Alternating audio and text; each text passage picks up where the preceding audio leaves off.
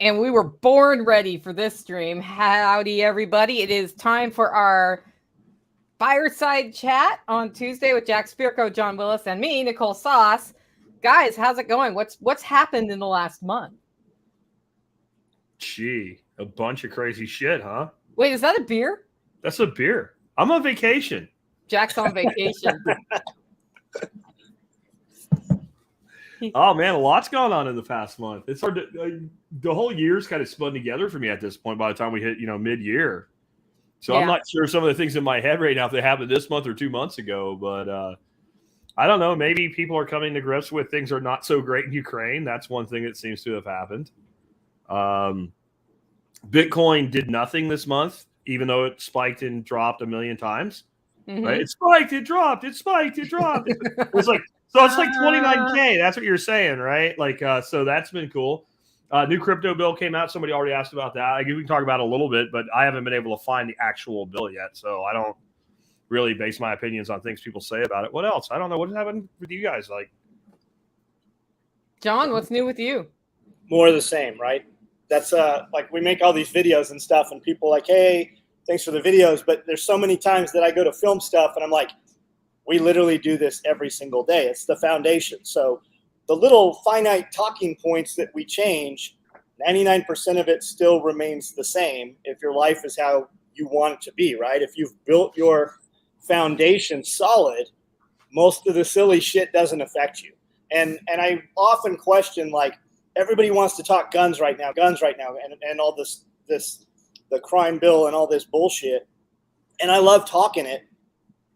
But is it gonna happen, right? And if it happens, yeah, what does it matter to you? Like, you're not gonna turn your shit in. I mean, the California assault rifle ban, they had less than 1% of the people register their guns, and they say they have over 18 million AR-15s in California alone right now. Somebody check that. 8 million, 18 million, either fucking way. Yeah. There's 8 million AR, and we're not even talking about any of the other shit. Who are you going to send to go get them? Well, I don't know. The 19 guys they sent to get one dude with one gun, they didn't act very quickly. No. They kind of sat there for like an hour because they were afraid of one deranged teenager with one gun. So I think getting 8 million or 18 million out of California alone is not going to happen. I think my bigger concern right now is you're not going to disarm the American people. I'm not giving my shit up. I'm sorry. There's a pretty big threshold before I start shooting people, but you're heading there if you try to take away my ability to defend myself. And I think there's a lot of people like me. I guess my bigger concern for people is what's going to happen to all these people in all these businesses. Like, a lot of these guys that, like, they've built entire businesses in the firearms industry that could be destroyed. But again, there's nothing I can do about that. Maybe they need to go into making files for 3D printers. I don't know. Something like that. That. It's been interesting watching this current iteration of on that after the shooting, which is terrible, right? So I'm not always like, hey, I just want to come out and talk about why guns could have helped prevent the situation, but you kind of need to have that conversation now because they're saying eliminating the guns will help it. And then I looked, I'm watching the news a bit, and I'm reading that a church in Nigeria had a gunman come in. 50 people were killed. And I was like, hey, here's a question. I wonder what the gun laws are like in Nigeria. So I went and looked it up, and sure enough, you can have a gun. You can have a rifle in Nigeria or a shotgun if you're permitted, and that's it. Unless you are the government, which means that there weren't people in the church prepared to deal with this situation. But somehow somebody came in there with semi-automatic weapons and massacred 50 people. I compared it to all of the mass shooting headlines in the U.S. that same 2-day period of time, and our total number of deaths among 4 different locations that were reported were less than one church in Nigeria. And not all of that just serves to feed the narrative I want to further. So I'm like, I haven't really dug scientifically into this, but it is interesting that came up right then. And it's interesting to watch the reporting of every mass shooting when one person dies in a mass shooting. Like, literally, we had a 2-person mass shooting in Chattanooga.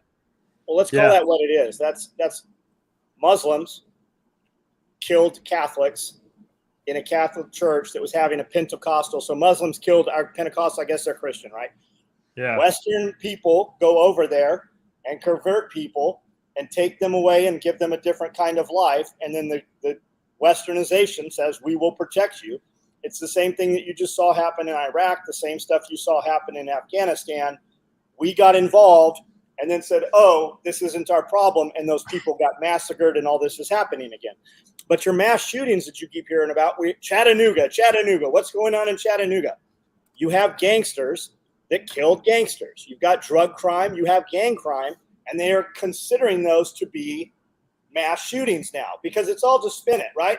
And really, if we scrub all that away, what is this really about? This is not about protecting children. There's plenty of shit we can do to protect children. Do we think for 1 second that administration and that president has any interest in protecting any children? This is about what you better ask is, what are they about to do to you that they need you disarmed over? Well, they're probably going to do something that we would shoot them for. That's my opinion. Like when you've had an armed population for over 240 years, and then all of a sudden you want to take away their guns, you're probably about to do something you think they might shoot you for. So the mass shooting, John Paul says the mass shooting was 20-ish and 4 shot dead. So let me ask you, what did those people look like? And I'm referring to a different mass shooting. So I was going to say, you are right. The one I was referring to was a different mass shooting this weekend. And who was involved in that shooting? I'm not saying what color were they. I'm saying, what is their occupation? What do those people do? That's a good question. Yeah. There's a lot of that kind of shit that goes on too, like with the supposed school shootings. They'll report the total number of school shootings, and so what'll happen is like it's some place with a lot of problems, and a couple of gang members will shoot at each other within the no gun zone of the school because apparently they don't care, and so they weren't in the school; they were in the zone around the school, and they shot at each other. Maybe they killed each other, maybe they didn't. They'll call that a school shooting. That's one example. Another example, when I looked into this a couple of years ago, some guy, apparently he had a pretty shitty experience in school. He was like 28 years old. He rolls up to the school he graduated from, doesn't shoot anybody else, sits in his car, thinks about how bad his life sucks, pulls out a gun, sticks it in his mouth, and blows the back of his head off. So he committed suicide in the parking lot of the school, which probably means the school had something to do with fucking his life up. I'm just saying. And because that's of all the places he could have done it, he chose there. But then they put that on the list of school shooting. And in that same report I read, there was another one where a guard at a school at a detention facility shot himself in his own fucking leg by accident. And they called that a school shooting. So if you look at the information war being waged here, you get these people from Europe and shit that don't understand what's going on in the United States because it's always easy to make people scared of shit they can't actually see. And they think we're killing each other all the time everywhere. And they'll say shit like, there's a school shooting every day in America. No, there fucking isn't. Even with those fucked up numbers, no, there isn't. But how many of those are actually school shootings? So like John's saying, like a mass shooting. Was it a mass shooting? Or was some gangsters shooting at each other and some people got in the way? Yeah, and I think even engaging in the debate as it's framed right now is not helpful.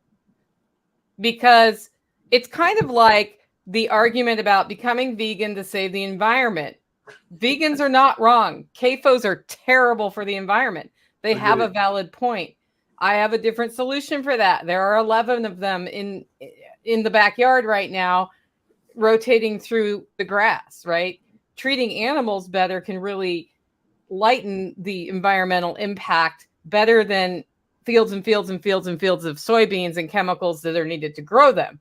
Same thing with the gun discussion. It's, all violence all the time, but that doesn't mean there isn't gun violence, and it doesn't mean that violence isn't a problem. But we're not discussing how do we address the violence problem. We're discussing a tool right now. Yeah, I agree, because there's countries where people are like, well, this country has this gun control, and they don't have hardly any shootings. You could probably go into most of those countries if they don't have high violence otherwise. If they're largely homogenized, peaceful countries. People don't have the fucked up mental problems they do in America. You could probably go through there, knock door to door and go, hey, man, here's your gun. Here's a box of ammo. And you could probably give everybody in that country a gun that would take it.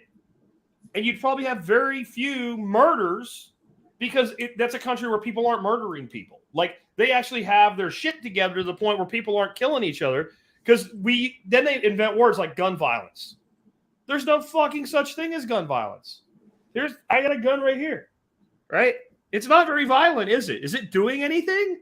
It's been there a long time. I actually leave it there because it's kind of cool because I got it at my 10-year party. But I also leave it there to kind of make a point. Like, I'm still waiting for this gun that's behind me to commit an act of violence, and it hasn't done it yet. It just hasn't. Now, it's not an AR-15. There's a dude that literally keeps a webcam on an AR-15. It's been there for like 10 years, and he's waiting to do something. We do have, but you're right, Nicole. We have a problem. We have a violence problem in America. And it might be like a whole load of our youth are fucked in the head because we destroyed the nuclear family. We put them on psychotropic drugs. We've convinced them they have no fucking future and they have no male mentor role models in their lives. And the world's going to end in the next 10 years because of global warming. So why would you control yourself? Then we also made school shootings a thing. That started with Columbine. Right. And when I say we made it a thing, like the media made it a thing, like it's now a thing, like a kid that's fucked in the head thinks one of the things I could do is a school shooting. Right. And that's a very sick thing. And we created that narrative in their head because we've had people doing fucked up shit for a long time. We didn't have that. When I went to high school, I would say at least 50% of the students in that school could have went home and put their hands on a gun and ammo at any time that they wanted, at least half. And back, that was the 80s. There was one here and one there of some kid losing their shit, but it was exceedingly rare. So there was more access in at least rural America to guns than there is today. And yet we didn't have this problem. So something went wrong with the people, not access to firearms. Hell, in the 60s, I had a gun that my grandfather gave me. He bought it in the 60s from Sears and Roebuck, like the song, in a catalog. He ordered it and they sent it to his house. Yep. So why don't we talk about the problem? Because the problem is not what we actually are concerned about. They're not concerned about the problem. But that's what we should be talking about if we want to solve the problem. But that makes us murderous assholes that just want more kids to die. And then we should be open to multiple solutions because there are multiple solutions to this problem. It's not one thing. No. It's not easy. That's the problem. It's not easy. The problem with the problem is it's hard. We got to do something hard. Jordan Peterson will tell you that it also has to do with online dating apps a lot. So you've got these online dating apps and you've got females who can just pick through and pick the alphas. And the alphas, they're always going to pick from the cream of the crop that they want. So they're just going to hit, and they're going to meet up with 3, 4, 5 girls a day. And this girl just keeps swiping, right? So she's got this dude and he's kind of the friend. But he's always secondary, and she always has the pick over something better than he is. And then you add in the estrogens, the lower testosterone in society, the psych meds, right? Everybody's seeing a damn counselor now. Everybody, at school, they want to prescribe your kids medications. You have teachers recommending that you give your children drugs. So when you take and you put all these together, people no longer have to pick and deal with the people they're around, right? If you wanted to date when we were in high school, you dated people at high school or maybe another school if you lived someplace close enough to see that girl. But I remember being in high school and knowing girls that were dating dudes who had already left high school. So those dudes had nicer cars. They were always chasing up. They were never chasing their level. And I think that's kind of usually the case. So with the dating apps now, you just made it scalable, right? Yeah, absolutely. And in a massive way. I don't know. I don't use dating apps. No, that sounds like an environment of hell to me. Some I've never even considered, right? Because it so predates me. Yeah. But, John's right. It was hard enough being in high school and having to compete with dudes that were taller or better looking or had more money. And where I lived, nobody had any fucking money, and you still had to do it to a degree, right? Everybody was broke, but it was that you were broker, right? You were more broke, so then that made you poor versus the guy that was only a little bit broke. I drove a freaking $400 car, so the guy that had a $2,000 car was way better than me, right? But to think about the fact that the swiping thing, because I've never used a dating app either. I met my wife in the 90s, so. But it would take a issue that already is a problem and make a bigger problem. And then you take everything else that makes people feel bad about themselves. Like, I don't know about you guys, but like when I was in school, like there was a fat kid in the school, like a fat kid. Yeah. Now, if you said the fat kid, everybody looks around and goes, which one? Right?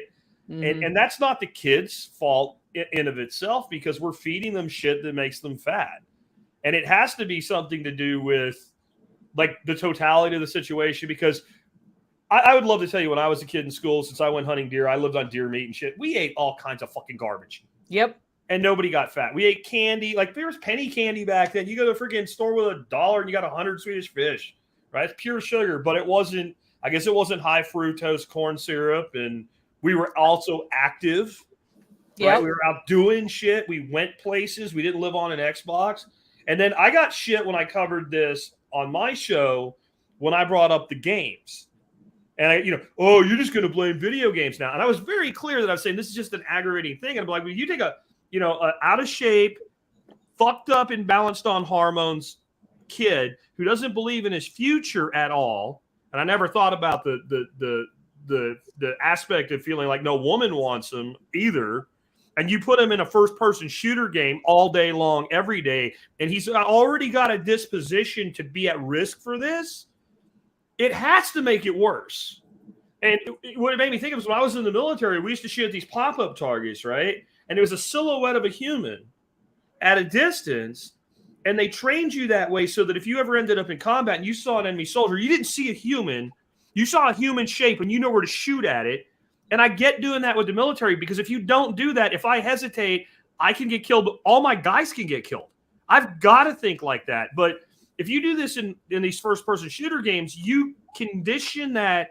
And this idea that the mind knows the difference, I'm sorry, it doesn't. It does at the conscious level. It does not at the subconscious level. And then you have a person on these medications, and they've been playing, whatever. I don't know what the hell the name of the games are, but playing this shit all the time. They're already thinking this way, and they're going to sleep at night, and they're having fucking dreams about doing this shit. That's all programming that fucking computer. And then if something just creates like an error code, I guess is the way to think about it, you can go off the rails, and it actually happens. Because you have to ask yourself, why would this person do this? Right? I mean, we all just want to say, oh, they're fucking crazy, or they're assholes, or they're scum, or whatever. But that doesn't answer the question, does it? That doesn't answer the question. Why did this person break?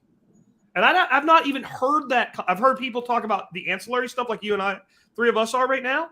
But I've not heard that discussion at all. Why did this person specifically break? And I don't have an answer. But boy, we might want to ask that question, right? You also have a lot of the games, there's a lot of people in there, right? You can go from being whatever you are to being whatever make-believe thing you are. Yep. And you get accolades and you get the attaboys. And I mean, there's guys playing video games where there's 1 million people watching them stream live on Twitch and YouTube, just watching them play video games. Yeah. So you literally, you live in a make-believe world where you can be whatever you want to be, and whatever that game is that you got good at is probably what you're going to become. And I'm not saying ban video games. I mean, there's a lot of shit at 50 years old. There are kids in video game, groups and social media groups that we're not even aware of. Like, it's not even on our radar. Yeah. Yep. I don't have a solution for this though. I don't either. I wish I did. I don't either. Well, I have a solution for me and mine, but that's all I got. Yeah. Right? Like, well, that's probably the solution though, Jack. It has to be like bottom up. Yeah, my grandkids are not going to the fucking state school. Period. Have you seen Joe Rogan's interview with the MK Ultra guy, the reporter? Yeah. He found all these files showing that the MK Ultra program was real, and he put all these doctors together who said that they'd never met. Through files, he got into some past income and past financial files, and this is where the files from MK Ultra were buried. He's written a book. He's been on Rogan, I think, 4 or 5 times. There's several 20-minute videos, and then there's the original full-length Rogan video. He was on Rogan a year ago, and he was talking about Ted Kaczynski, Unabomber, being CIA admitted he was part of MK Ultra. Charles Manson was part of MK Ultra. Oh, and shit. this was back. This started back in '63 on an Air Force base. You had some guys who a dude had super severe migraines. Went to see this psychiatrist. He put him on some drugs. This guy, a few months later, ends up coming out of the woods. There's a little girl missing, and she's now dead and has been raped. Just crazy, crazy shit. And he was part of this program. This guy's name came up in these files. But if the question is, if they were doing this as early as '63, do we believe that they just stopped doing that shit? Or do you think maybe there's still something to this going forward? You know, I would assume they only got better at that stuff. The Manchurian Candidate, they were looking for the super soldier program. There's a ton of stuff showing that they found it. And then in San Francisco, they had these party houses that were CIA funded, and they started dosing. They were women posing as or actual prostitutes, bringing Johns in, and then they were dosing the Johns with different drugs and stuff, and then running programs out of there. But as far-fetched and as crazy as it sounds, take 5 minutes and look it up, and you'll end up listening to all of it. Yeah, if you look, I can't remember the actual operation, what it was called, but there was a movie called Jacob's Ladder. Yeah. Which was about the Vietnam War, and they were drugging the soldiers to get them to be more aggressive in combat and what have you. And that was based on an actual, like the movie was fake, but it was based on an actual thing that the CIA did with soldiers in Vietnam. I mean, all this shit. And yeah, I would think not only are they still doing it, but they're better at it. But then that means the unintended consequences or the intended consequences are worse. Yes. Right? I mean, like, because a lot of shit, you start cracking into the human brain and fucking around, you don't know what's going to happen. There is no way to know what's going to happen. Yeah. The crazier thing is, like, if you say, okay, the government is doing this to the population, is it that far unfathomable? Like, the fact that you would be like, yeah, maybe they are, right? The fact that we don't believe that they're not. They've done enough insidious shit. Just look at the last couple of years, right?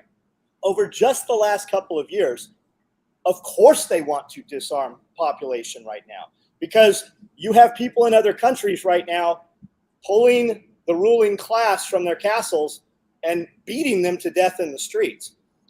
Why is your government putting up more and more fences? Why is the White House a no-go zone? Why is the president never at the White House? Why do all of these people that want to take your firearms roll around with bigger and bigger teams with larger and larger perimeters everywhere they go? How come you haven't seen Fraudsy? Where's he been? Like, where are all these people, and why are they not out in the public anymore? Because they know they've done enough bad shit. And of course they want to disarm you. Of course they want to disarm you, because they see what's happening in all these other countries right now. The ruling class is being ripped from their castles right now. And you're not seeing shit on media about it. You're not hearing it. They don't want to plant that seed here. Well, and to me, something that's really, it's long-term may be good, but short-term horrifying is what's really happening right now is a loss in trust in government, right? And you might think as an anarchist, I'm like, woohoo, well, hold on a second. What does this mean when this breakdown occurs before we've kind of transitioned to a place where people are taking care of their own shit, right? This is where the magic button question comes in. And I'm like, I'll push the button, but we need to talk about the timeline after I push that button, right? Because I'm seeing this now, and I'm seeing it in cops. I'm seeing it in cops that are leaving their job for a totally different reason I've ever seen before, because of what other cops are doing or fail to doing. I've talked to 2 cops since Uvalde that are leaving their jobs because not what happened where they are. They looked at that and they're disgusted, and they don't want to be part of something like that. One is a family member, and he said, I would have punched another cop in the face. I would have kicked the door in. I would have done something.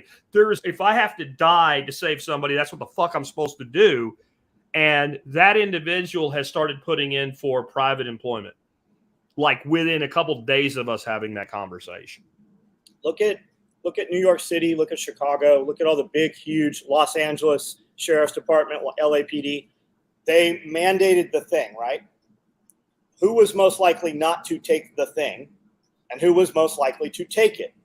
Critical thinkers. So would you say that most Oath Keepers probably did not take the thing, right? And I know that's been co-opted, right? But Oath Keepers now a bad name. No, I know what you mean. Party. You mean Oath Keepers, the adjective, not the organization. Yes. I got you. Who would most likely not take that thing, and now they are no longer on the force? So you got Beetlejuice over there in Chicago, and she's hired up a bunch of new police officers. Who is she hiring? She's hiring her yes men. She is hiring. Do you think she's not involved in the hiring process of who her police officers are? Of course she is. Those are the F troops. It's funny that you call her Beetlejuice, because that's what I call her too, is Beetlejuice. You look like Beetlejuice. Yeah, I think memes need to be made. So, somebody posted a picture of her from like 15 years or 10 years ago, and they're like, what the hell happened? Like, I can tell you what happened. She sold her soul. It does look that way, doesn't it? It looks like somebody literally sucked the human soul. I think when you embrace the lifestyle that's being furthered, you start looking terrible. Even the people who are healthy look terrible. They're always chasing something else, right? Yeah. Like the elite, right? We hear pedophile rings, we hear kid, and there's a lot of shit that makes it look like that is fucking actually happening.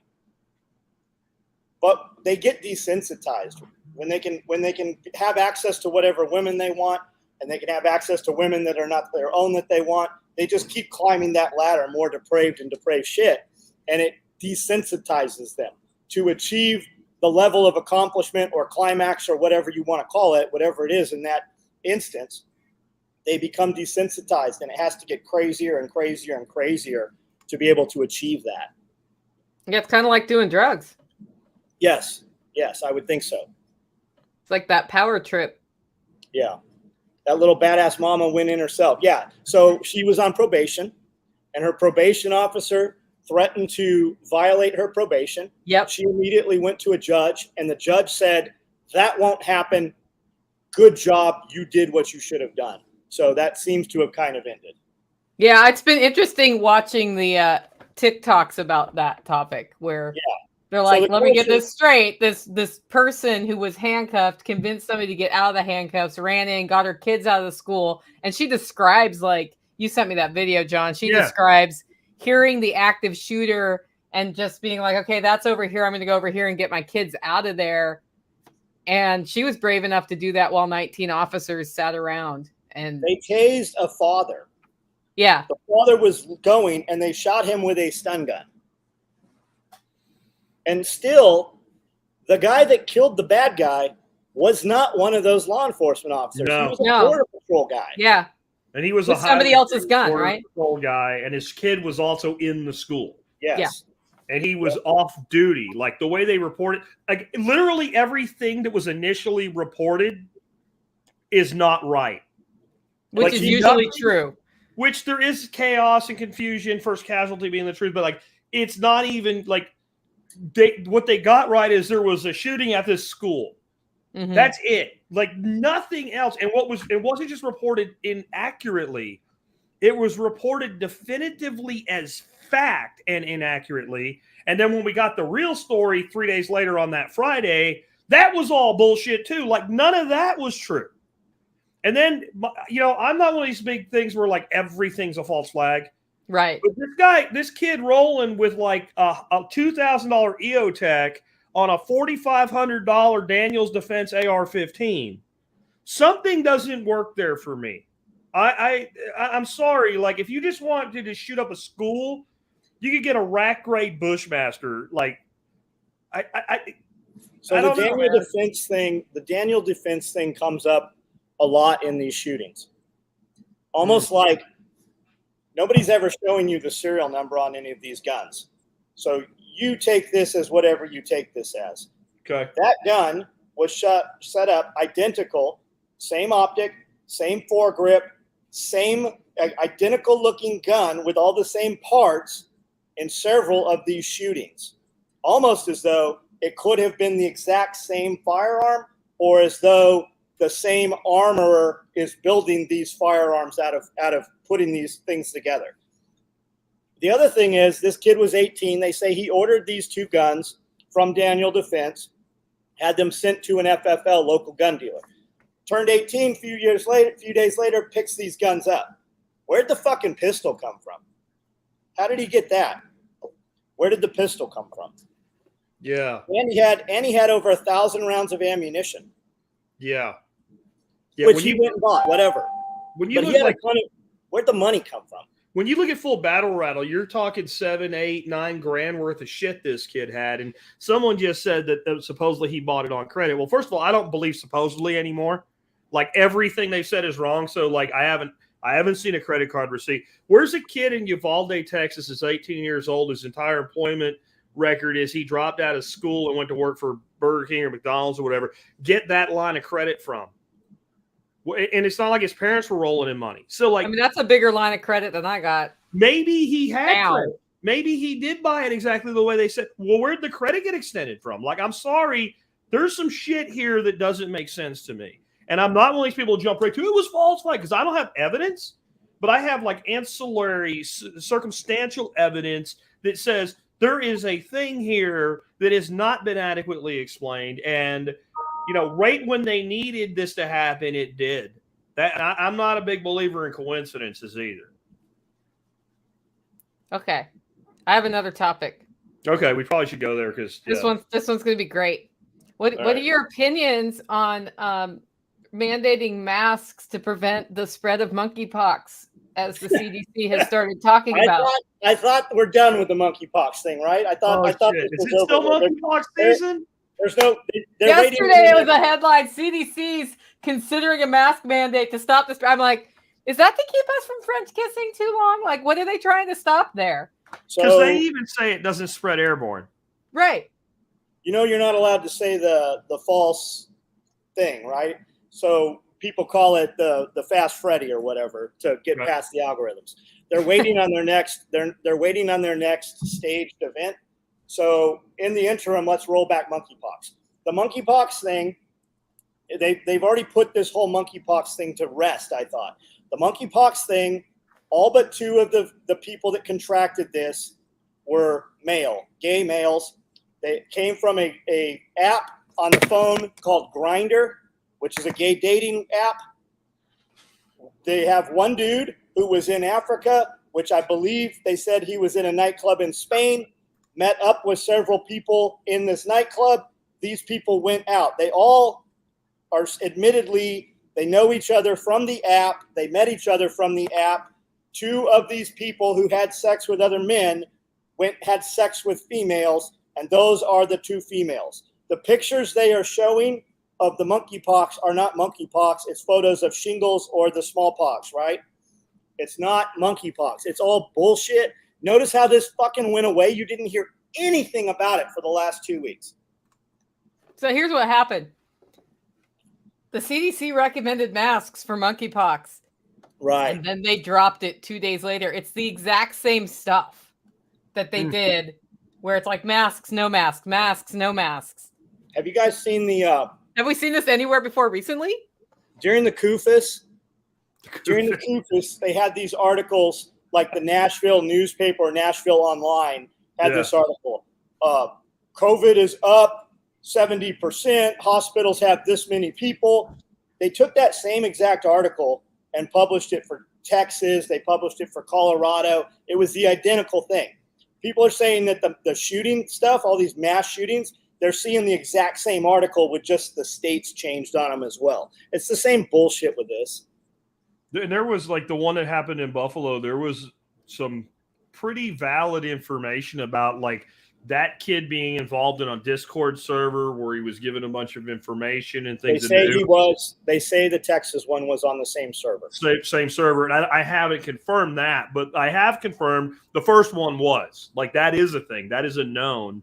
So this all reeks to me of all being wrapped together. Yeah, monkeypox. Like the thing about monkeypox too is like it's a perfect thing to scare people with. Yeah, it looks terrible. Like this, and it also sounds like wow, this is new. It's not fucking new. It's been around for fucking probably thousands of years. It's been known for over 100 years. We have like it's an alarming number of cases. We have cases of it to get outside of Africa the same way and have for years and years. It doesn't travel well. It doesn't spread easily. It's basically chicken pox from a monkey. It's related to smallpox, but it's related to smallpox like cowpox was related to smallpox. It's not going to kill you unless there's something wrong with you. But it looks scary, and it sounds it's going to be uncomfortable. It looks really uncomfortable. It's on your fingers, your toes, and your taint. Yeah, and imagine if you're a person that before you heard about monkeypox, like a couple of weeks ago, you're driving around alone in your car with a mask on due to the CUFUS, as John calls it, and then you hear about monkeypox. How freaked out is that fucking person? Well, we do still have masks. Still, all it is Texas. We ain't had a mask mandate since like the first couple months of the damn thing, and there's still people. I saw them yesterday. In costume. Yeah, and not the ones that are attacking people at a demonstration and using it to hide their face. Like legitimately, they are actually scared, and they actually think this helps. We were at Michael's or Hobby Lobby or something, and the little boy girl at the cash register was masked up, right? So obviously she's sick, or he, and I shouldn't be in he/hers line, or she's scared to death of me, and I shouldn't be in her line. So if you want to masketeer and wear your costume, then other motherfuckers with costume, that should be the costume line, because there's less of them in public at this point. And then the normal fucking people, they can go over to all the other lines. You want to have your special needs masker, fucking give them their own. It's insane, man. And it's always like the Kool-Aid hair, right? It's not somebody you're like, man, that person looks pretty successful. They're pretty well put together. No, it's a motherfucker. You can smell they haven't showered. They've got the shitty Kool-Aid hair dye, and you're not sure if it's not all of them. I mean, some of them you can definitely tell it's a boy or girl, but there's clearly something wrong with those people. See, here I'm seeing the majority of people that are masked are actually like affluent white people. Soccer moms. And so like if I go to the grocery store that I always shop up, it's like right down here, working man's neighborhood, whatever, you might see one or two people there. Sometimes it'll be like a really old person or a really fat person. Like, I get why you're scared. You're probably scared of everything, but you see almost none. If I go over to where my nephew lives, because he bought up and when he bought his house and probably spent more than he should have, and I go over there and it's all people that are like upper level white collar, average house is $400,000, which is like $1 million in California. The same ones that I see 30% of those retards wearing masks. Virtue signaling BLM last year. Yeah, it's exactly the same thing. It's almost like I need to make sure people know that I'm not one of them. It's really odd, and they're the ones they'll get when they get outside. As soon as they get outside, they take their mask off when they walk to the parking lot, or they take it off when they get in their car. But then there's the real mental deranged ones that, like, you see them driving in their car by themselves, and until the transportation mandate, I'd always be looking like, please let there be an Uber sticker on that car so I know that person's me. And like, no, they're just in there. The dudes are painting masks over their fucking intake vents and shit. That's the modern day Biden sticker. Yeah. You don't need a Biden sticker if you have that. We know. It's literally going to be, it's like the 299 days. It's like Glenn's book, right? Those are the F troops. Those are the people that are going to come and try to take your shit from you. I got bad news for those people. That's probably not a good idea. No, not a good idea. Soy consumers. Okay, that was enough on monkeypox. Dude, I want to talk food. Dude, what do you want to talk about food about? just wondering. I love talking about growing food. I like food. I'm in a new garden plot this year. Well, an ignored one, and it's a struggle. I'm reminded of first year gardening and how hard that can be. You need silage tarps. Mm-hmm. Oh no, it's a nutrient imbalance or bacteria, or like the life in the soil imbalance, because my plants are not getting what they need. You don't have the life web established yet. I don't. I'm putting a lot of rabbit poop up there right now in reaction to it. There's a lot of shit in the air. Yeah. No, there's a lot of shit and a lot of chemicals in the air. I mean, is it so far-fetched to believe that maybe there's something in the air that's killing your chemicals?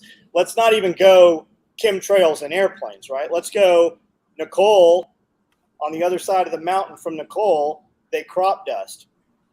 And that it wiped all her shit out on the other side of the mountain in her valley, killed all her shit. I mean, is it so far-fetched that maybe I've got plants out here looking pretty terrible right now too.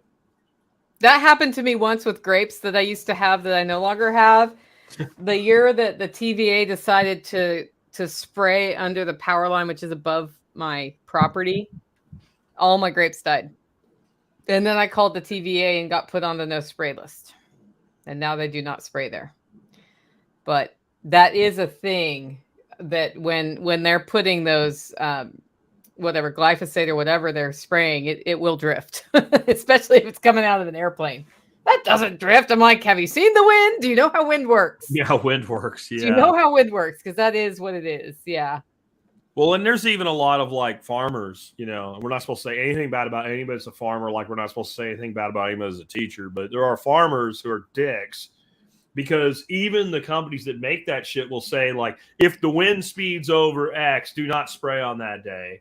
And they're like, I got to get my shit sprayed. And the wind's like X plus 21.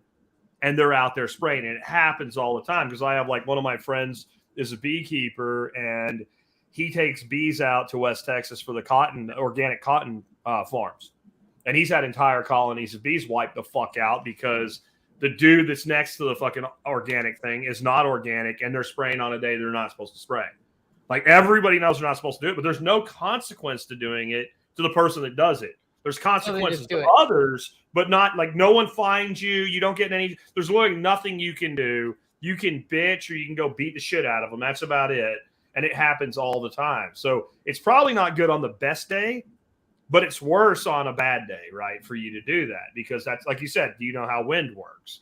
Yeah. And I mean, the only thing I can advise people to do is get really good at composting and building that soil life web. Yeah. This is a suggestion here. You can mix up sugar water, spray your soil with it. What I did is I got some mycorrhizal additives and put that down. And then I'm rabbit pooping the crap out of everything at this point because I have rabbits and I poop. Yeah, that'll help. And like the Johnson Sioux style compost I showed you when you were here. Yeah. Start doing that. That shit's magic. I'm sold. I'm sold. I can't believe what it does. And it's instant. It's instant. It's like a week. Like, because I've had like just in starts, and I have like my peppers, and the two peppers sitting next to each other. And you take the one that's the shitty one, and I go in that pile and I pull out like a pinch of that shit, put it in the top and water it in. And a week later, the shitty one is taller and healthier than all the rest that were doing better a week ago. It's mad. I don't get it. I haven't researched enough to understand it, but it doesn't take a lot of effort and it fucking works. That's why I've got so many rabbits. We take the rabbit and we put it in a big compost bin and it just breaks down. We had everything else in there as well, but man, it's just the blackest soil and it smells completely different than anything that comes out of a bag. This is weird. I showed it to her when she was here, John. I'll bring like a jar of it for you. You can use it as a starter, I guess. It's almost like a clay when it breaks down this way. You rub it in your hands, it looks like you're playing with shit, like wet shit, but it has no stink to it. And when you condition soil with it, and then if you dry the soil completely out, like if you dry the soil completely out, it's like rock, and you hit it with a rock, and it's like breaking rock. And the other soil that you condition with this, and you let it dry out, you can pick it up and crumble it right back into dirt.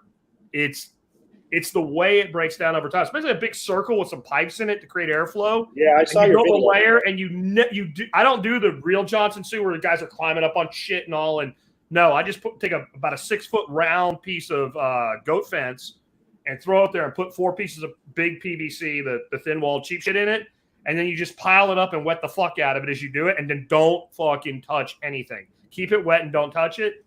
I'm blown away. I owe Nick Ferguson for many things, but definitely for turning me on to that. Permapastures I've seen him do. I see a compost video from him almost every day. Yep. But I seem to recall him having some tubes down in some of his also. Josh Center says rabbit poop is amazing, almost worth raising rabbits just for the fertilizer. I say that all the time. The poop is worth more than the rabbits. Like, we don't eat them. We have eaten them. But I feed rabbits we're making so many rabbits that we feed them to dogs every day. Yeah, I'm really getting close to, like, I always say I don't need one more thing, but maybe I need that thing. I had a perfect place too where they would never be baked in the heat. If I could make it Yeah. portable, I could move them in the winter and move them in the spring, and then I would be great. You know, We take the babies, and we've got the babies out in tractors. So every day I move 2 tractors. They eat. It cuts my feed almost about 50%. And then I'm like, we are making so many babies and putting them in tractors that we're taking those babies and just giving them to dogs every day. Every day. yeah, and that makes feeding your dog the right way affordable, right? Like because we like feed very little kibble anymore. yeah, because when I look at feeding like my That's 2 good. dogs, and I think about feeding them a pure meat diet, which would be best. I'm like, I can't fucking afford it. I mean, But you can- I've got you a can- 100-pound dog and a 110-pound dog, and they eat like I can't afford to feed them burger and freaking chicken and shit like that. So most of the butcher shops throw away cow liver, cow heart, cow testicles, and man, you can get that shit. You just have to hold it in a chest freezer. I've never been able to find anybody that can get that from around here. Yeah.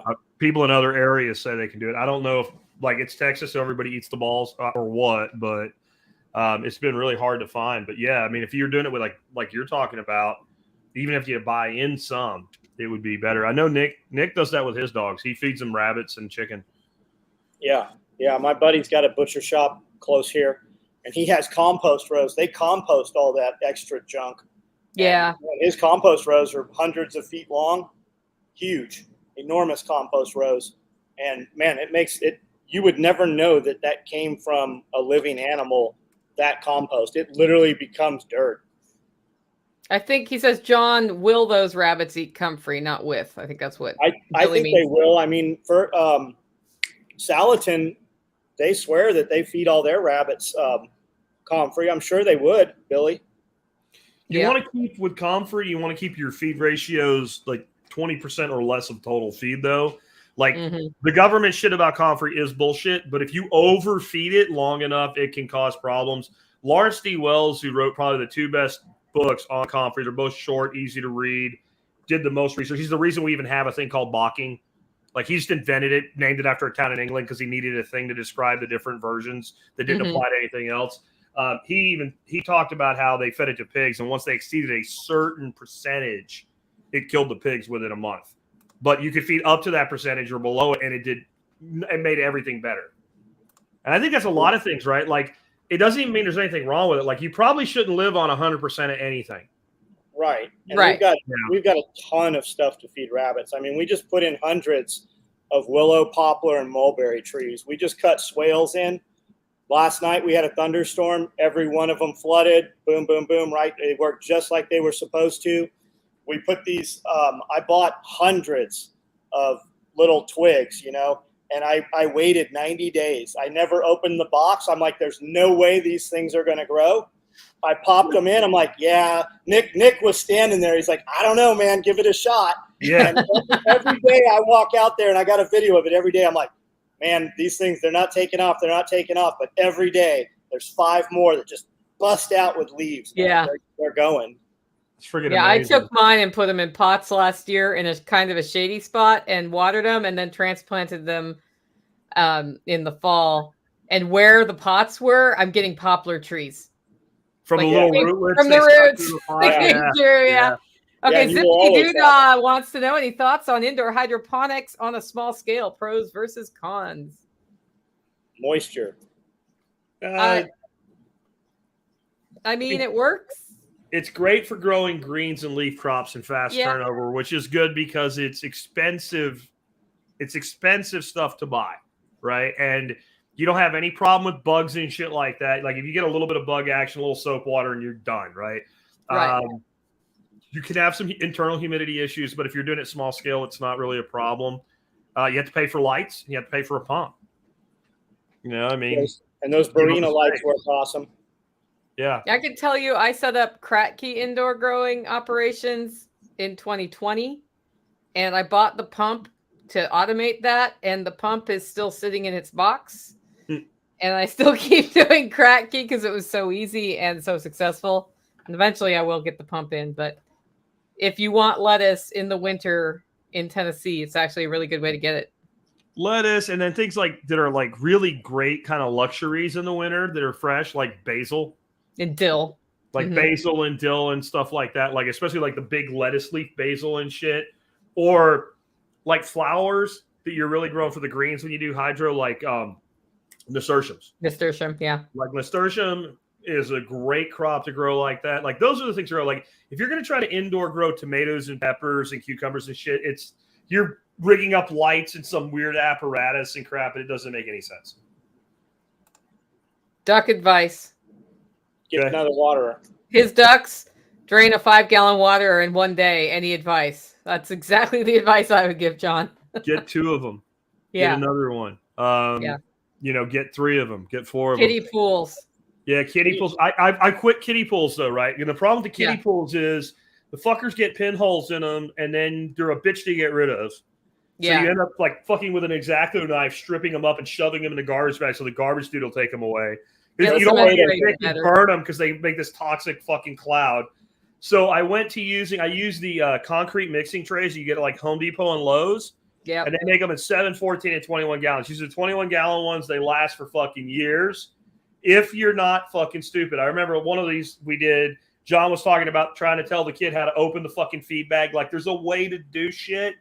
And so when you go to dump them, they have a lip on them. If you grab that lip, they'll start to get fucked up there and they'll crack. If you grab them by the corners when you dump them, they'll probably last 5 or 6 years. And they're like, the 21-gallon ones are like $11. Yeah, they're not expensive. They're not expensive. And then then what you do is you like plant a bunch of fucking trees that you want to live.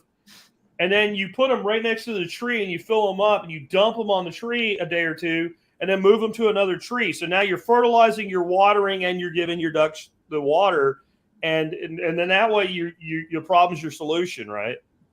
And we use those trees in all of our rat racks. So we were running 10 racks, 6 each. And that's always where they failed, was right in the center point of those things. But we use them all over the property for all of our dog waterers and stuff. But you could also take a 55-gallon drum and just tap in some of those cups, and they'll drink out of that. And that'll keep that water at least pretty fresh. And then you just dump the others, like Jack said.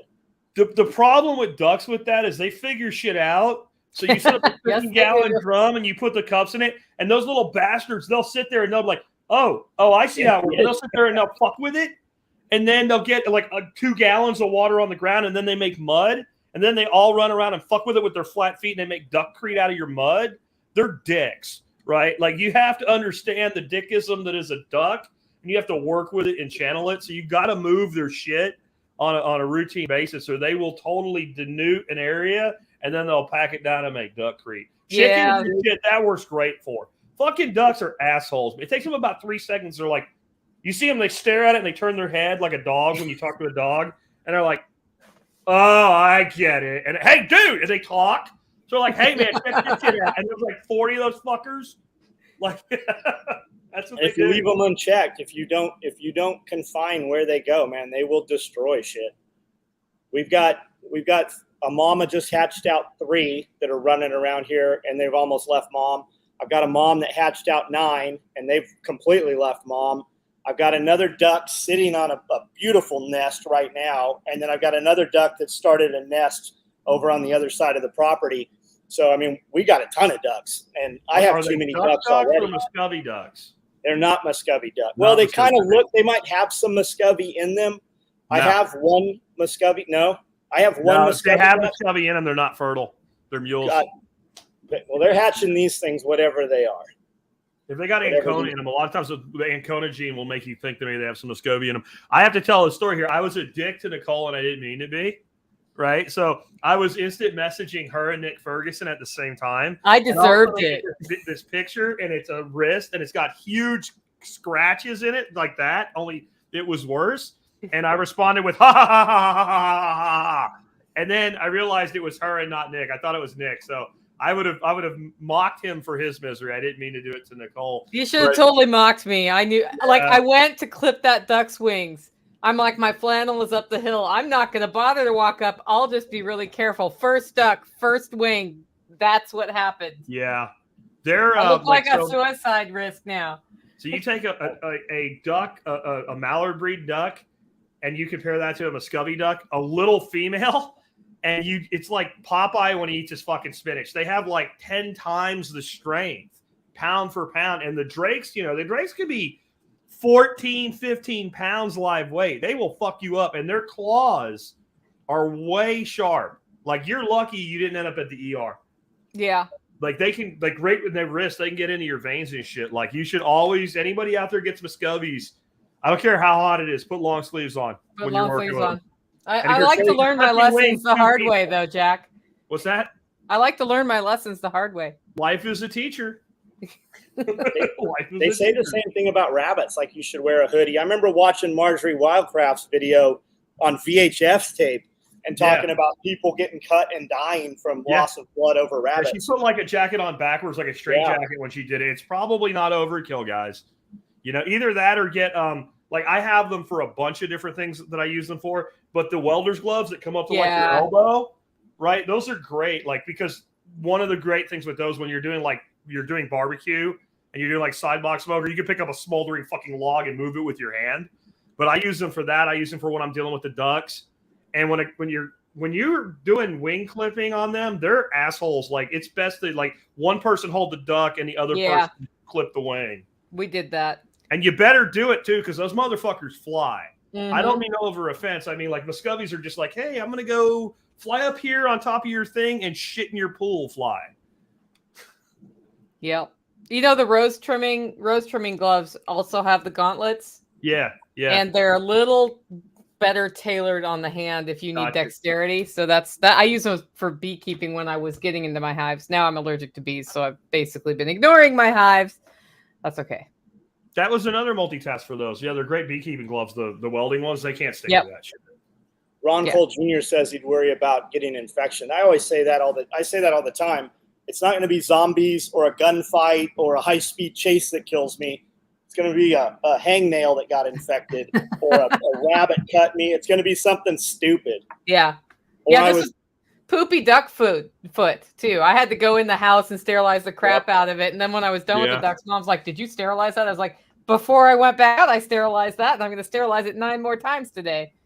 So. Yeah, I think like World War I, as much of a meat grinder as that was, I think more people died of infections and tetanus and shit like that than they did of actual wounds. Yeah, that's something I always think about with these grid down scenarios we talk about, right? Like, how are you going to deal with like not killing yourself? Or, you know, they overblow things. Like, you notice the bird flu that was going to kill us all again, just disappeared again for now again. It doesn't mean that none of that kind of shit happens. Like, when you hear about that happening, it's usually like in the Far East or whatever, where these people are living with like chickens and ducks in their house with them and all. Like, you got to think about cleanliness, or you can kill your animals. We had a time where we weren't doing a good enough job. We had a lot more ducks than we do now with bringing in substrate, bringing wood chips in their holding area where they were at night.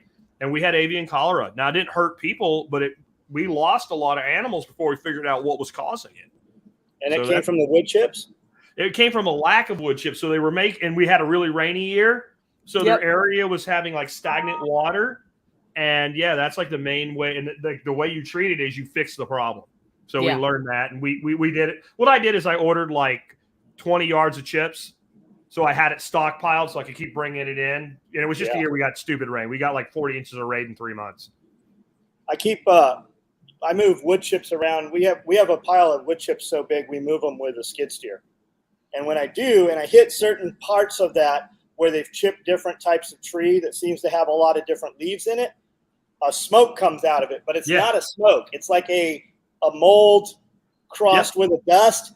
And then all of a sudden, dude's like, hey, you got to be careful. You'll go to the ER over that. And then all of a sudden on YouTube, it starts popping up with dudes that went to ER over this. So like everything is so damn interconnected. You'll have a conversation and it'll definitely show up marketed. But that is something to think about. I do have a ton of wood chips here. And somebody told me once to be really careful of gardening because I could kill myself by accidentally harvesting a weed that's growing next to a plant and killing myself. And I thought that was the stupidest dang thing I'd ever heard in my life. Until this year when I was out there pulling weeds in my garden and I saw, what is that called? The poison, sumac? Not sumac, the other one that kills people. I keep forgetting this word. Foxglove? Nope. Tactical's screaming it at the screen right now because I keep forgetting this word. It's It's not very nothing in poisonous. it. People commit suicide with it, and it has hemlock, poison hemlock. There was a little hemlock in there, and I'm like, that actually could kill me. Well, it used to be a thing with foraging. There was I can't remember the plant now. It's a bulb. Yeah, and it grows right next to camas, which is Looks death like camas. onion. There's something super poisonous that looks like an onion too. That's not. Yeah, that's onion. camas. I'm trying to think of the one that people eat though. There's a thing that looks a lot like the camas that people eat, and it's really obvious if you just look at two and pay attention which one's which.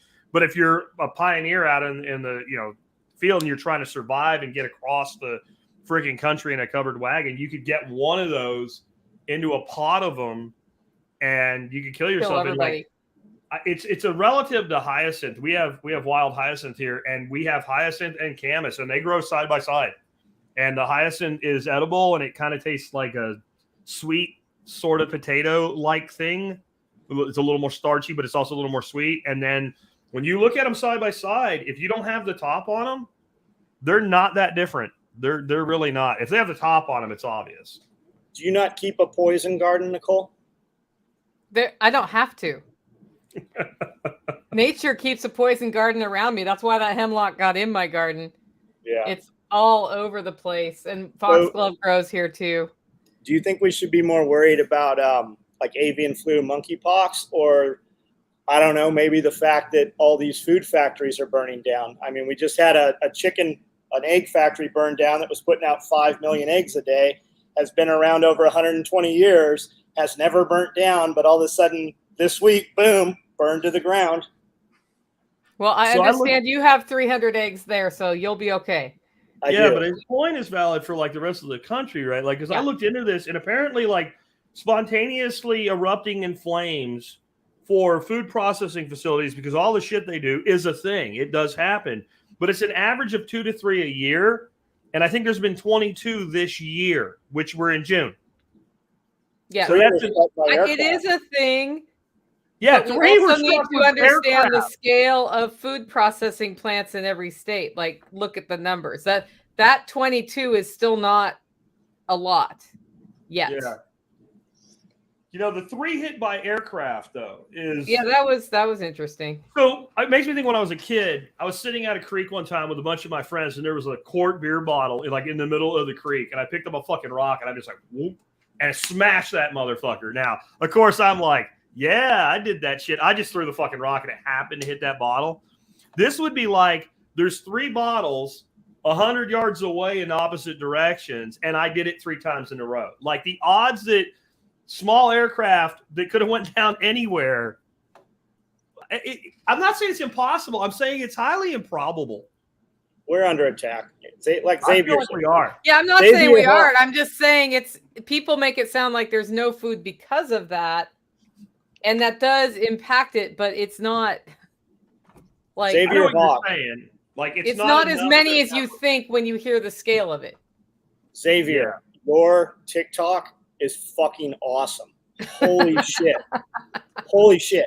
We were just in my office this morning showing a bunch of dudes your TikTok. I love this too. Anyone who doesn't see this is a 2-legged Muppet cow. Did he just call me a Muppet cow? Did you say you didn't see it? No. Okay, I did say it wasn't as big of a problem as some of the people are making it out to be. I think it is. I think it is a big problem. I think that we're doing it disjustice by not having the conversation.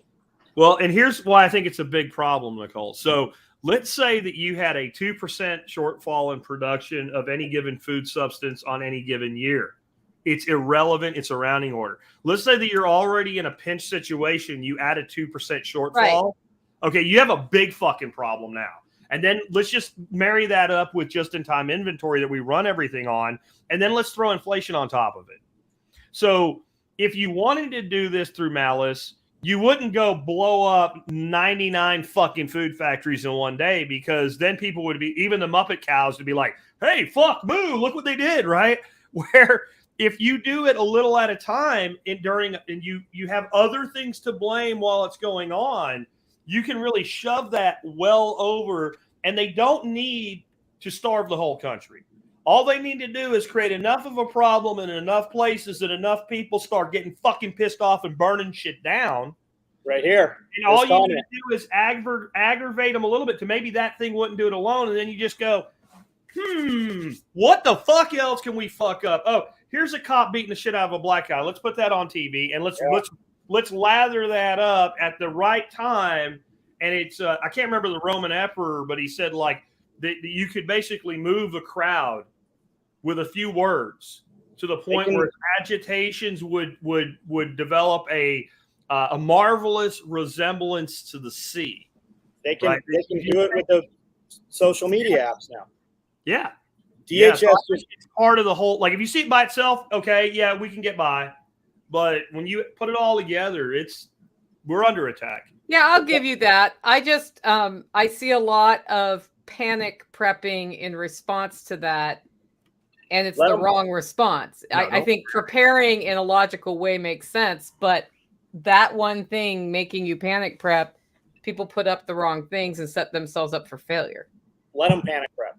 If they want to have the conversation, there's plenty. We have enough, especially you, have enough. Yeah, I mean, we'll be having it this weekend. Out there, right? We have enough calm information. If the panic prep people, I have a whole series called Panic Prepper. I love that series. Like we got my YouTube channel locked down for it. Like we can't even post some of the videos. We're putting them on Rumble. But if the guy who's panic prepping, he's going to go buy 25,000 rounds of 5.56 anyways, and he's going to buy 10 ARs anyways, whether you tell him, hey, you might want to get some way to grind that wheat you have stored. He's not going to hear it anyways. So, yeah. Okay, so I know you wanted to highlight this comment. Yes. Jack, I know you also only wanted to stay on about an hour, so if you need to bounce, I'll make a deal with you. As long as I can go get another beer, I'll stay on another 25 Go minutes. get a beer. We're good to go. What it says first yet. DHS just came out with a bulletin saying next summer wants to be violent. Yeah, that's because they're going to fucking make it violent. I'll be right back. Yeah, that I believe. They're pulling the levers. Well, here's an interesting one. Historically, anytime food cost exceeds 40% of the average income, revolutions happen and people destroy the existing system. So let's look at the cost of milk and the cost of eggs. Where are we in comparison to 40% right now? And are we talking from the beginning of this year or from the beginning of last year? Well, it's 40% of average income, right? So if average income in this country is $50,000, then what's 40% of $50,000? And is your total grocery bill for the year 40% of that? And when they talk That's what they're saying. When they talk inflation is not what's not calculated in there. Cost of food, cost of fuel, cost of rent, cost of mortgage. That's where most people's money goes. Mm-hmm. For most people don't have $1,000 in the bank right now. So where are we at with those numbers? So I've got a guy who since I think 2020, but at least 2021 has put out a weekly grocery shopping report on my MeWe group. I started reading his stuff on my podcast last Monday. And when he started, I think a dozen eggs was about 99 cents at Aldi. They were $2.29 this week. Just for context. They were 49 cents at Aldi in 2015. That I know just because somebody was mad at me because I was charging $3 for my eggs that I now charge $5 for. But actually I don't use chicken eggs anymore. But watching his thing both shows you a problem of inflation, but it shows you where it's overblown. Like it's still going up and down. You can start seeing the cycles. What's the end game to pulling these levers? It's to get you to fight amongst yourselves. Because if you're fighting amongst yourselves, you are not going to be organized enough to go grab them. Do you think how many of these elite and super rich dudes just stepped down as CEOs from their company over the last 2 years, 3 years? And why did they do that? Because they can't convert for cash. To cash out, they have to step down in order to sell the stock. They didn't take all those millions and billions of dollars and set them in a bank account. They bought assets with them. They bought helicopters and islands and bunkers and yachts. Why? Because if that dollar collapses, that asset they bought can still be traded for whatever the currency where they are is. The US dollar devalues at what? If you had $10,000 in your safe 2 years ago, how many eggs would it have bought compared to how many eggs it will buy right now? Or let's say diesel gasoline. I hold 600 gallons of diesel over here. I used to fill both of those tanks up for right about $1,000. It's taken me $1,000 to fill not even a full one right now. And that's just in a time period of less than 12 months. It's interesting that Xavier said that manufactured, what was the comment? Difference between past revolutions and now is one is being manufactured on purpose. This one is being manufactured, and we're not going to stop it. I think that's the thing people are having trouble with. They keep wanting to stop it. It's not going to stop. So what's the next thing you do? What would you do in martial arts?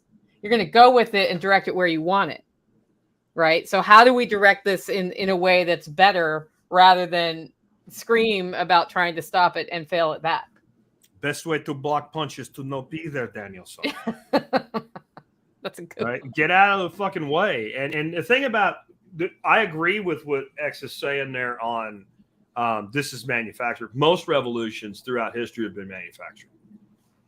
The difference is we manufactured them other places, and now they're manufacturing it here for us. That's true. That I would agree with. I don't think anything changes until people have had enough and there is violence. I don't think you're not going to vote this away. And when you look at, go ahead. I was going to say, if you look at like Ted Kaczynski's manifesto too, this is some scary shit. Oh, I heard you read that. If you're looking to take over the apparatus of power, you don't want to take over the apparatus of power until everything is so fucked up that you don't get any of the blame for how fucked up it is. If you take it over while it's a little bit fucked up and it just gets a little bit worse fucked up, it's your fault. But if it's completely fucked up when you take over, you can actually continuously blame the prior as you remanufacture things the way you want to be. So if you actually want to completely alter a society, you need to destroy it before you change it. Or you won't be able to change it because you'll get your head thrown on a pike while you're trying to do it. And what if they do want to lower the population, right? What if they know something you don't know? What about the Deagle report? As crazy as that shit sounded, that dude supposedly worked for several different presidents across history. You can go as crazy as you want to with this. The question is, what do you believe or what do you don't believe? What is the catalyst? I don't know. Can we agree that it's happening, though? Does it matter what they've done it? I think the depopulation's already happened.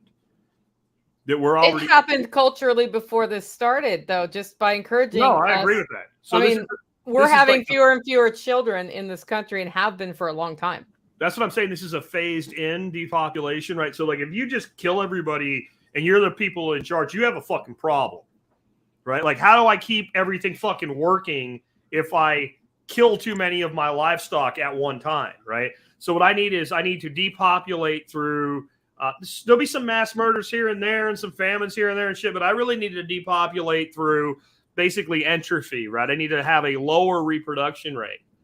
So this has been going on a long time. If you go on YouTube and search for demographic bomb, you can watch a documentary about this that's decades old at this point, forecasting a decline in population.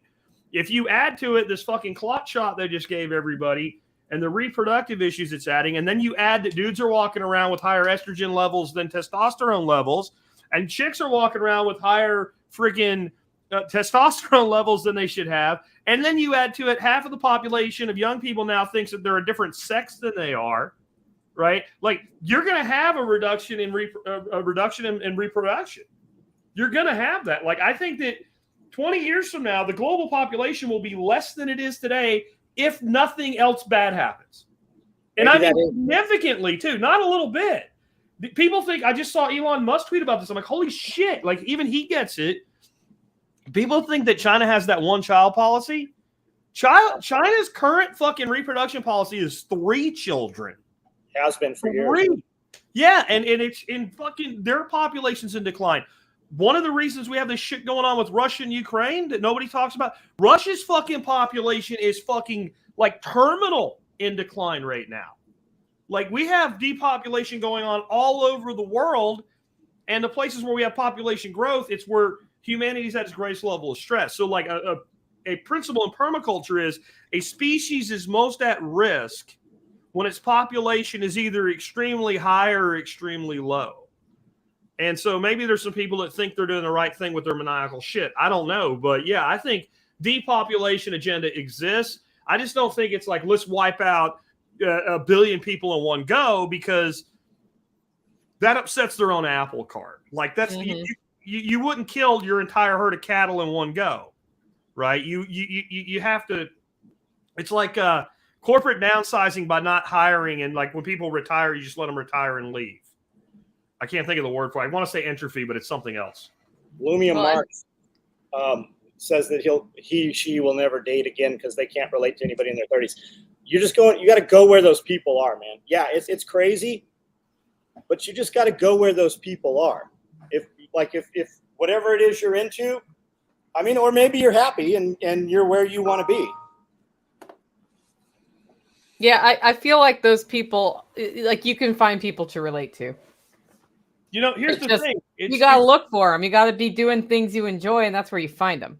It's Illuminatus trilogy, right? It's all the groups that think they're opposed are actually working to the end goal. So, like, you have the whole Met Gal movement where men going their own way and shit, right? Like, and everything they say is true, but it's like the vegan, their argument against meat, right? Like, the family court system is totally against men. I agree with you. Like, there's no incentive right now for a man to get married. From the state system, I agree with you. But the idea that, like, well, I'm going to fucking fight back by playing video games for the rest of my fucking life, stacking into my 401k and never having kids, you're doing their shit that they want you to do, right? You're becoming the thing they want you to become. You think you're the resistance, you're the assistance. And then you have people over here like, I want to stop guns. You are helping the fucking beast. And you got people over here like, I'll fucking kill you if you fucking take my guns, right? Like, if you're in the mainstream political movement, you're moving the fucking right boot forward, right? If you have not read Illuminatus, you need to. Because when you see that pattern, again, it's one of those patterns where you look and you go, fuck, there it is, there it is, there it is. And until people start seeing that pattern, you can think you are the most counter-revolutionary or revolutionary motherfucker on the planet. You're aiding and abetting the enemy. Not because of your intent, but because of your action. I tried to find Illuminatus trilogies. I've never been able to find that on audiobooks. Oh. So you have to actually read it. Audible. It is on Audible. I've never been able to find it. I'll find it for you. Perfect. Chris Harker, I blame endocrine disruption for all the gender bender stuff. Our stolen future details how these chemicals wreck sexuality in birds. DDT, I think the same thing is happening. Let me say, endocrine system, you need iodine to control your endocrine system. Chlorine, bromine, and fluoride block the uptake of the other, right? So there's a video, it's about 90 minutes long. I have probably posted it 100 times. Every time I post it, within a few days, I start getting notifications saying they've killed the link. It's a video called Poisoning Our Water. And it is about the history of fluoride and how they got the United States to put it into the water, and how it was a dentist who was a scientist that worked for Alcoa. And up until then, we exported all of our fluoride. The United States and China, I believe, are the two only countries that fluoridate their water still today. And it's absolutely insane when you watch these videos. And it's what's crazier is how fast they remove the video when it's put up. Yeah, I think there's something to that. But I think that the thing with the whole pansexual, transsexual, whatever has been, it's been like aggravated by shit like that, but it's really been made a thing with psychological warfare. Like, you have all these people. We started with this about the school shootings and why are these young men going out and killing people and what have you. We have made this a thing.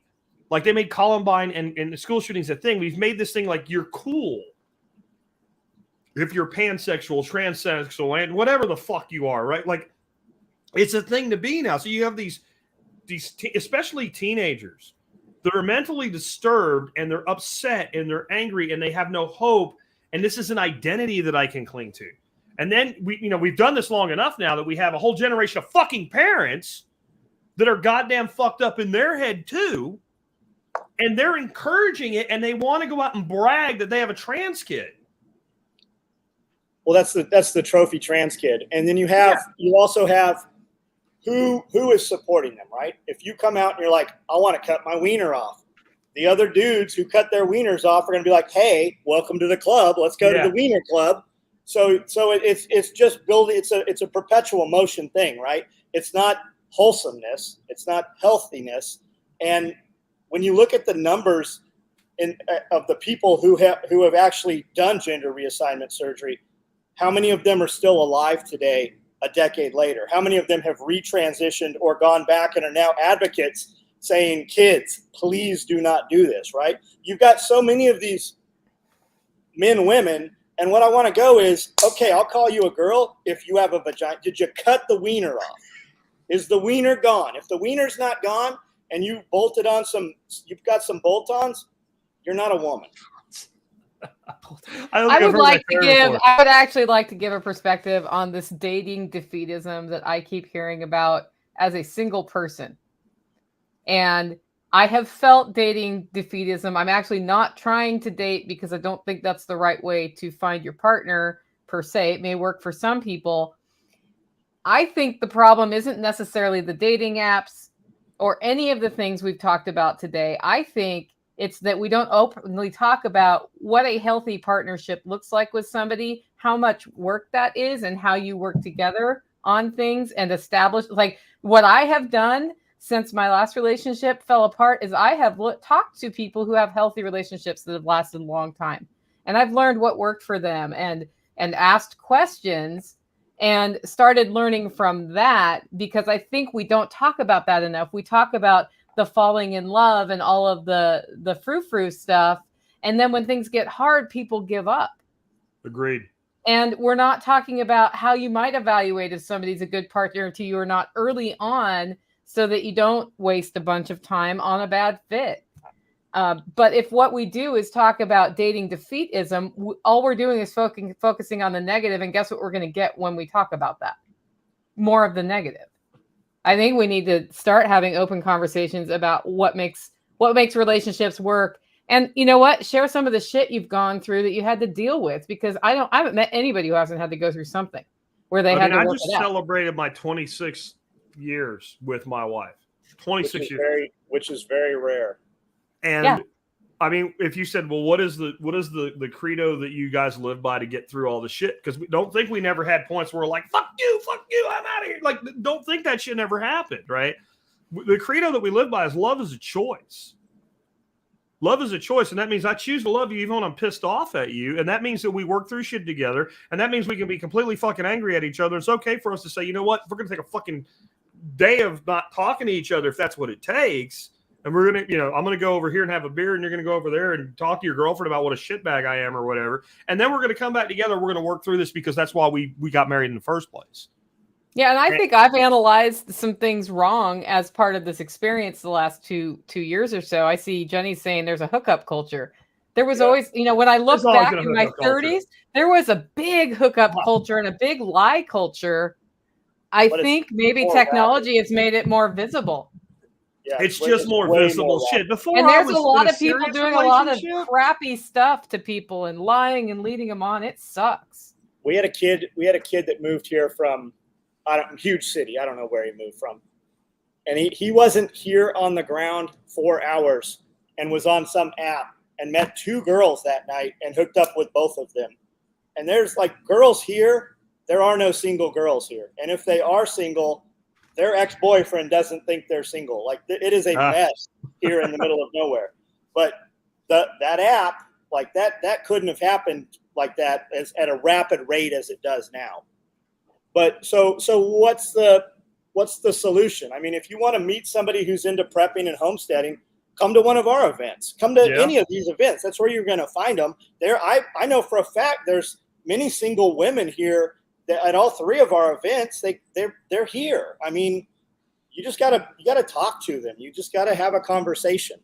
Well, I think Well, we it's also funny need. because I think some people have met at Self-Reliance Festival and are Yes. now married. And our first one was last October, so that was fast. So this is, to me, this is twofold, right? So one is men need to not be fucking pussies, Yes. right? And at the same time, not be a dick, right? So you can be an alpha without trying to score every time you meet a chick over and over and over again. Or you do that shit when you're freaking 20 and you get it out of your system. And at some point you grow the fuck up and you look for a life partner and you find one and you make it work. The other side of it, though, is we have stopped teaching women the value of being married. There's an old saying, she pursued him until he caught her. She pursued him until he caught her. So we used to teach young women that there was a value in finding a good husband. He might be alpha, he might not, I don't know, but he might not be the guy with the fastest car or the best looks, and all that shit fades anyway. But he was a good man that would make a good husband that would stay with her, provide for the family. And so there was an expectation that as a woman matured, she would seek a husband. Men are fucking stupid on a level compared to women. We really are. If women would cooperate, because women think they cooperate and they're actually always stabbing each other in the goddamn back. Men will talk shit to each other's face, but they'll also work together. If women cooperated at the level that men do, women would run the fucking world 1,000 times over, and all we could do is sit back and go, fuck, they're in charge. Right? But they don't.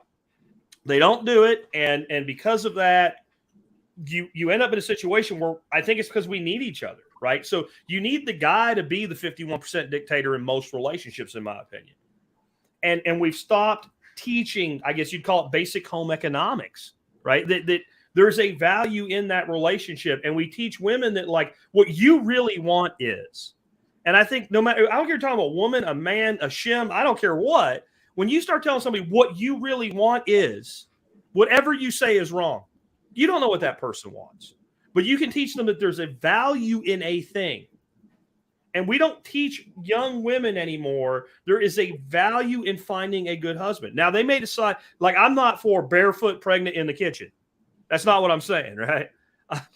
That's not what I'm saying at all. But I'm saying otherwise, we probably wouldn't do all these things together. Yeah, exactly. But we can teach there's a value in a thing. There's a value in a man who will stand up and be your husband and will never back away from the commitment of that. Because if men are pursued, we will be caught, right? Because that's what we are. Women could totally run the world if they wanted to. I just don't think they do. I don't think they do, but it's because men, we are very responsive to women. We're designed to be responsive to women. But if the message we get from a woman is, I don't want you, well, then fuck, I don't want you either, or I want you for tonight only, then we're like, okay, that's fine. But if the message we got from a woman is, I want you if you want to be with me for the rest of our lives together, we might say, well, not you. Okay, not you. But if we are presented with that option, we're going to pick somebody. But if you leave us to ourselves, we probably won't. There has to be some effort made by the other side. And I got to open the door because the dog's scratching on it. That is the way that goes with that dog. I think a lot of 20-year-olds don't get that hookup thing out of their heads, right? Jack said, do it when you're 20, right? I think a lot of guys, a lot of kids are just weak. And maybe like Billy Bond said, maybe it is just lack of testosterone. Maybe that is what the issue is. And that's fixable if you identify it or you want to fix the lack of testosterone. But I think that a lot of these guys at 30 years old, nobody told them, hey, get the fuck up and go get a job. You're not going to stay here and play video games the next 10 years. But I mean, I've had dudes walk in here that are 32 years old, 30, 32, 35, still live at mom and dad's house. And they saw something on the internet. They thought they wanted to come work at SOE, and they don't make it a day, 2 days, 3 days, and they go back to mom's house. Those guys are like, I've had dudes come in here, and I'm like, you're a virgin, aren't you? And they're like, yeah, how'd you know? At 36. You live at home. There's pretty good odds. Whatever. But I think that us in our world, we are not aware of how the most of the world is. I agree with that. And I'll tell you something, like, it sounds like you're kicking these people. I'm not. I'm trying to motivate I know. And that's what I'm saying. Like, it sounds like we are kicking these people. I'm not singling you out, John. But I don't think we are. I think what we're saying is, like, this is not human. This is not normal. This doesn't make sense. The concept to me, I moved out when I was 16 years old. And I know that's young and that's not typical. But even if I'd been 18, 19 years old, the concept to me that a man or a woman could be 30 and without some sort of extenuating, fucked up life circumstance is living with their parents. I don't even understand that. It doesn't make any sense to me. Why would you want to? I get the person that had a life reset and they bit the bullet and they went home and they saved money for a little bit and got a new place. But I'm talking about somebody that's willingly, continuously lived at home, maybe went away to college for a few years and went straight back. Like, when I was in the Army, when I got out, I went back to Pennsylvania and I stayed at my dad's house for like 2 weeks, and it was very uncomfortable for me. It was like, this isn't my place anymore, right? I don't own this place. It's not mine. I'm not responsible for it. And the fact that people so willingly do this today, and you can say it's because of the economy or whatever. No, bullshit. Like, if you want to actually have a place to live as a grown-ass fucking adult, you can fucking do it yourself. You can get a roommate. You can figure it out. The fact that people choose this, I'm not picking on the people that choose it. I'm saying there's something fundamentally wrong. Kind of where we started at, with there's something fundamentally wrong with an 18-year-old kid that goes and shoots freaking, elementary school kids. Like, there's something wrong there that people choose to do this. And make no mistake about it, it is a fucking choice. You can work at fucking Walmart and you can afford to live somewhere on your own, some way or another. But you don't. And I feel like if you end up in a situation where you end up at mom and dad's house after you've moved out, that can happen. Yeah, that's what I'm saying. I'm making allowances for that. Every day's number one goal for me at that point would be get out. I mean, maybe if I had cancer and I was dying, that would be a different thing too. Or, there are things that happen, but I could see catastrophic financial stuff happening and be like, I really just kind of need to sleep in the guest room, Mom, while I get my stuff together. But every day would be like, how can I make money? How can I help around here if I'm not finding a job? Where can I go volunteer? So I'm developing relationships so that I have enough credibility to have a job offer, like all of those steps that you need to take. Because I know people who've hit that skid before, but they're all like, I want out. Well, and if I had a young person and they're like 22 and they're still living at home, I would immediately alarm goes off. But if no, what I'm doing, man, I'm stacking money, and in another year I'm going to be able to go pay cash for a house. I fucking respect that. And I hope you're paying your parents something for the space you're occupying, but you're stacking cash so you can go establish your life debt free. I respect that. Not what I did, but I respect it. But these people that perpetually live, it's like they're waiting for their parents to die so they can get the house. Yeah. And I think that's part of that's how many one-child fucking families exist now too, that's right? Their business plan. That's their business plan. Their business plan is to wait out. Yeah. In a bad economy, multi-generational households will come more and more common. Imagine dysfunction that will ensue. I don't know that it will. Like, if my mom moved in here, it would totally work. We work together. She works for me right now, right? It would totally work because we approach things as a family. And I think that can be done in a healthy way.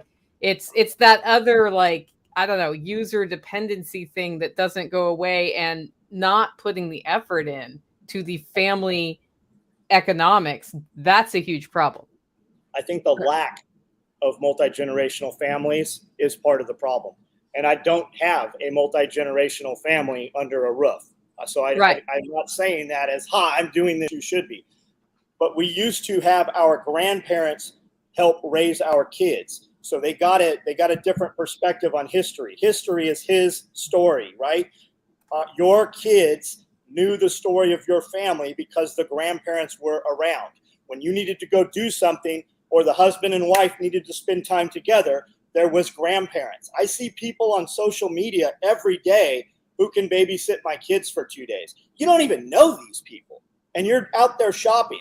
Why are we so apt, and why will we so willingly take our kids to government school to let them get programmed? Because it's free 8 hours of babysitting. That's exactly what it is. That's exactly what it is. So the multi-generational family, while it might be difficult, I think that would be a wonderful thing. Why do we have kids, the welfare society, right? The first thing when a woman applies for assistance is they want to know who the dad is so they can mandate child support. Whether you have an agreement or not. I got hauled into court multiple times. My son's mother and I had an agreement. I paid her money. They did everything. I had to get an attorney to not have a child support order going through the court. I have another son. I pay $2,500 a month in child support. His mom gets $1,300 out of that every month in San Diego. Today, the system is designed to destroy families. Planned Parenthood. What is Planned Parenthood? That's Margaret Sanger. It is eugenics. It was designed to limit undesirable people from having children. It is literally word for word the same charter that's on Planned Parenthood's walls right now today. It is designed to destroy. We don't go to church anymore. I'm not a church dude, but the church religion holds society together. It gives you a framework. And if really all these laws and shit we have, you have hundreds of laws that say the exact same thing. It's like taxes. They pass a new tax, the old tax. 65% of your money in Texas goes to taxes. The horse and buggy tax still exists today, yet there's not a fucking horse and buggy anywhere, and the Amish don't get taxed. It's just absolute insanity, and it is all we need is 10. We need 10 laws. If you go back to 10 laws and you put repercussions for breaking them, you wouldn't have these problems that we have. What holds you back from most of what you want to do? Me? It's the government. It's Agreed. tax. This Agreed. is not, on the multi-generational thing, though, right? Like, so I think that we get a misunderstanding of what that used to be. Like, I lived that way, but we didn't all live in a house together. We just lived, and X had his comment up. We lived near each other, and we relied on each other. And what would happen is maybe like, so grandpa dies, grandma doesn't really want to take care of the whole place anymore, and either one of the kids in their family moved in with grandma or grandma moved in with them. But while everybody was still alive and kicking, it was just a mutual support system. And then you got to think about how fucked up things become. And you talked about church. Just think of things like Thanksgiving dinner and shit like that. As soon as you make divorce common, well, everything's fucking complicated now. What the fuck did everybody do before divorce was common? Thanksgiving happened. Whoever the fucking matriarch of the family was cooked fucking dinner. The other fucking people went and fucking helped cook. The kind of the senior grandparent that was closest was where everybody went to, and everybody went there. You mentioned church. So I've never been a big church person. They drugged me when I was a kid against my will. But one thing we did have was Sunday dinner. Yeah. Sunday dinner. Yeah. Everybody went to grandma's house. You were going to fucking go to grandma. You didn't. All of us. Optional. And it's everybody. Like, I had an uncle that worked down in Philly, which was like a 2.5-hour drive. He never missed Sunday dinner. Yep. Sunday dinner was a thing. And Sunday dinner was like lunch. And it was like a mini Thanksgiving every freaking weekend. So how strong is that family? Well, now throw a couple divorces into the extended family. Now what happens? Well, I can't go. I got to go here. And then you start having people have to move to work, and you move outside of a reasonable driving distance. And all of a sudden, that whole nuclear family element, it's not just about grandma, great-grandpa, and freaking the new family living in a house together. It's the community of them all being close enough to interact and rely on each other. And like, I need somebody to watch the kids. Well, there's 4 people I can pick from. And that way I don't take one grandmother and she becomes daycare for all the kids all the time. And then instead of being, I get to have my grandkids, it becomes, fuck, raise your own kids. Yeah. Like, this is how the whole thing. And if you don't think that's by design, then you just ignored 70 years of history. That's all you've done is ignored the last 70 years. Because you can look at it and say, these things, if you had any forethought, if you do these things, we'll end up with what we had today. And you wouldn't have to do it with hindsight. You could just go back to when they occurred and said, if we had this society working this way and we did these things, what would the result be? And you'd be able to project it forward as easily as you could put it backward, right? And so that's where we're at. I got to go soon, guys. We're at. Yeah. Gotcha.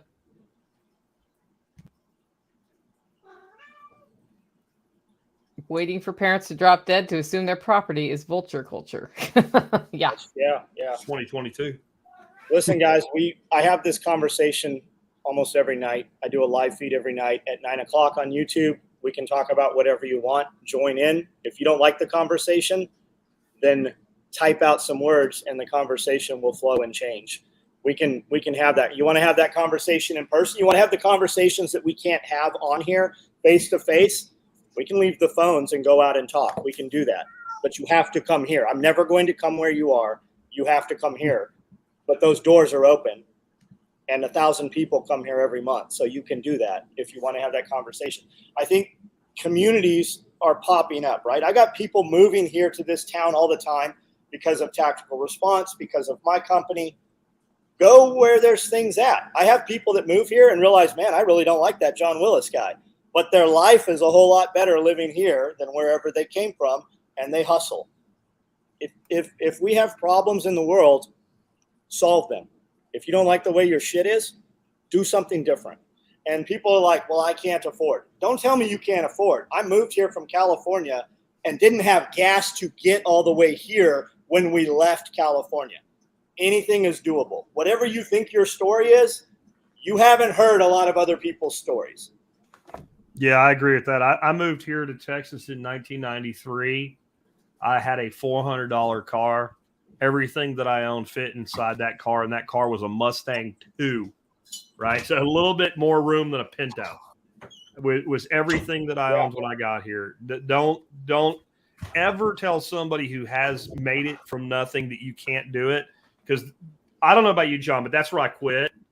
Like, I will work with somebody, I will mentor somebody, I will help somebody when they tell me that, well, you know, you had it easy or like privileged shit, or like, fuck off.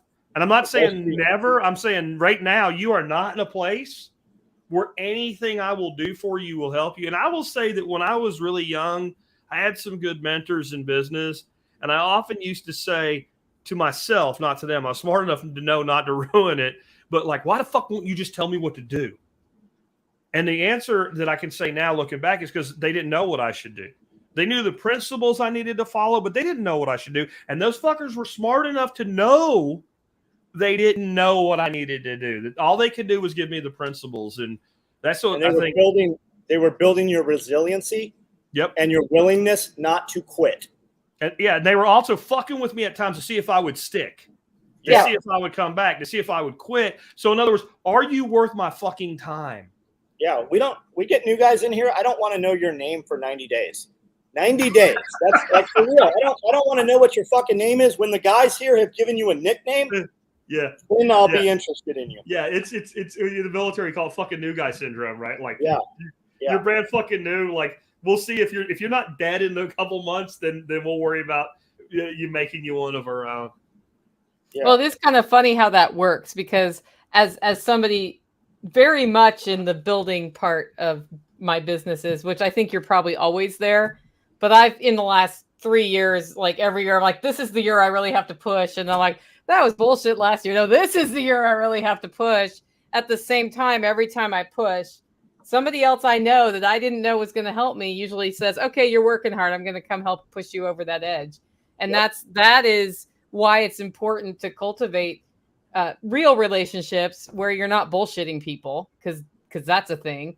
And also, I think that is how people become successful, is other people who are successful are like, okay, they're actually trying. So I'll introduce them to the lawyer they need, or whatever it is but you got to try. You got to try hard.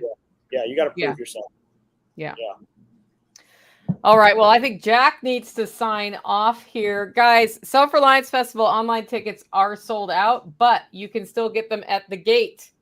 The way you get to the gate is you go to self-reliancefestival.com and you look at the address that's right at the top of the page, and you show up at the gate anytime after 8 a.m. Saturday. We'll have staff there who can sell you tickets if you want to come. You'll be able to see Jack Spirko talk. John Willis is going to be there. I'm going to be there. We've got Billy Bond from Permapastors Farm, who was on here. I know Mike Vertrice, who was in the comments, is coming. He's a pretty cool dude. Great Wolf Tactical's coming. He's doing blacksmithing here.